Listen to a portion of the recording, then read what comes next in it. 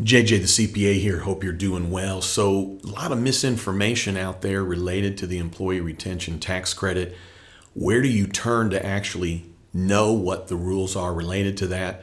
Well, the IRS, and the IRS has put out a number of notices that really lay out everything in black and white, if you will. And so in the body of this video, I'm giving you a link to all the IRS notices that the IRS has put out related to the employee retention tax credit. There's a number of things that I'm hearing a common theme of misrepresentation of the IRS rules related to the ERTC. So I want to dedicate, in essence, this video towards these misconceptions that I'm hearing related to if your business is affected, that qualifies you for ERTC. Well, first of all, you have to be under governmental order, period. The other is that there's some law change. There's no law change. There's been no law change in the Inflation Reduction Act.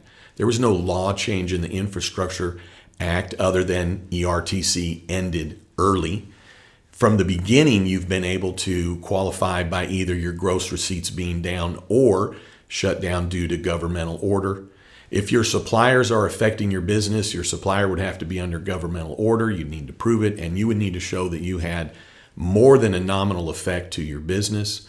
So really the long and short of it is that those that are calling you and inviting you to break the law, you're held responsible for it. And that sounds like a heavy statement to say inviting you to break the law. But what I want you to remember is that you have the ability to know what the rules are. Now I get it. It's like, well, I'm not a tax professional. That's why I hire others. Well, are you hiring an actual tax professional? Is this somebody that is registered with the IRS? Do they have a PTIN, which you can find at the IRS website? Have they been doing this before? Is it an actual tax professional that you're relying on? Even if it is a tax professional, guess who's actually solely responsible for anything on documents that are being filed with the IRS? You, the employer. You're responsible.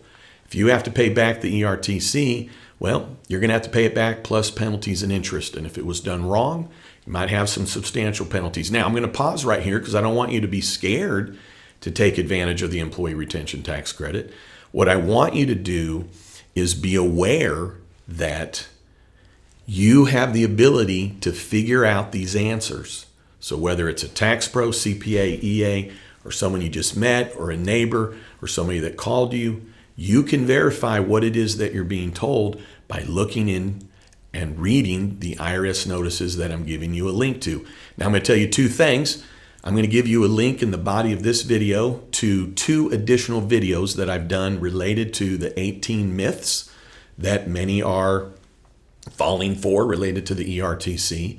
And then I'm going to give you a detailed link to a video where I really drive home what I just told you here in a nutshell about suppliers and the governmental order and that there's no law change. Meaning in that video, I'm going to give you very specifics and give you links to all that. So in both videos, you're going to get links to everything that I'm talking about. So it's not even my opinion, and it couldn't be a misinterpretation because the way that the IRS wrote these IRS notices, it's very easy to understand. You really don't need to be a tax professional to understand what's written in these IRS notices. So beware, be mindful, have your antenna up, double check information.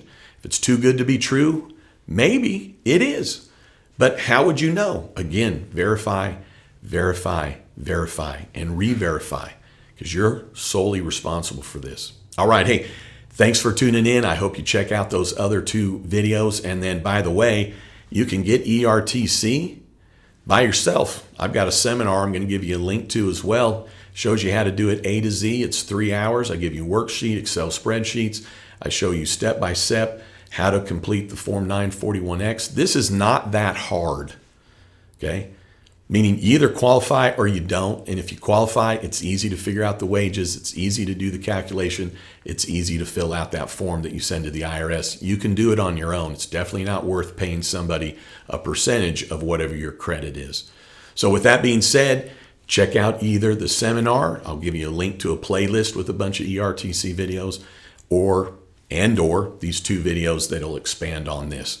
All right, hey, thanks for tuning in. I'd love it if you'd subscribe. And then don't you ever forget, you've never met a CPA quite like me. You have a great one.